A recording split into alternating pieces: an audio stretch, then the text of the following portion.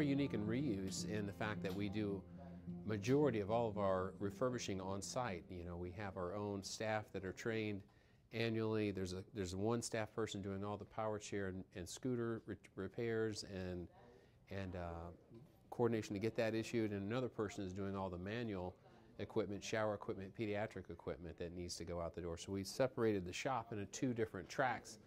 One has all the tools for the power shops, and you can see the heavy duty lifts here that can lift up two different chairs or more, you know, two on each lift at any given time to be working on safely. And so you have just some of the repair parts that we have here that they can test the batteries that are coming in that are donated and test the joysticks and motors. And we buy the computer modules testers from the manufacturers as well, and one was just recently donated, and so occasionally we get them donated from companies going out of business or from the manufacturers, which is really, really nice. But yeah, this is totally set up to really troubleshoot problems, and we don't just repair every intermittent electrical problem. We're more of a parts replacement type of a concept where we can, you know, if we know that computer, that joystick's bad or smashed, we can replace that from many parts that we get donated, so from a gently used one.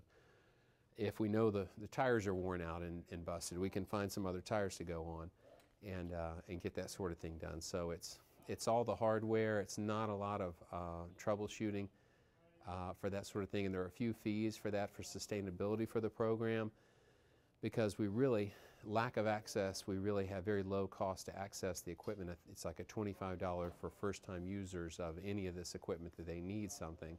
That's a one-time fee right now, something new that we've added. But we try not to let that be a barrier for people accessing equipment. That can be waived. But for the repair program, there are some fees with that, and it's not much, but it's some. Maybe $10 a tire, $25 for a joystick, $25 for a motor. Those prices are listed on our website as well, FODAC.org, and so you can find out more about all of our programs there. And the wheelchair batteries are one of the costs that we do pass along to a user. We used to provide chairs if we thought the batteries were pretty good. We would pass those along at no cost. But we've realized that there's really no good way to test or determine how much life these batteries have on them. So we've since started to recycle every battery that comes through. So all the power chairs you see in the warehouse, all those batteries get pulled and recycled, and we get a pretty good core charge for those for recycling.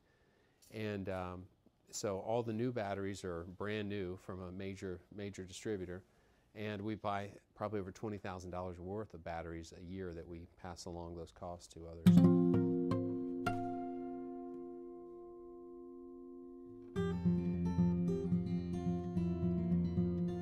As the chairs start to come in, we refurbish them, get them up to running, get them running good, and then it's my job to enter them into the computer database.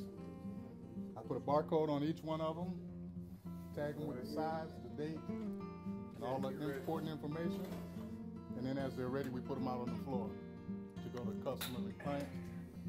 And that's about it. Yeah, absolutely. And even the things that are new that we run through the cleaning area, before they don't ever take them up straight to the floor. They have to go through the shops to be inspected for mechanical integrity and any issues that might have happened in shipping or that we're not even aware of. So can't even take things on appearance that they're working great. Exactly. Yeah. And all these chairs are ready to go up on the ready line? Yes, they are.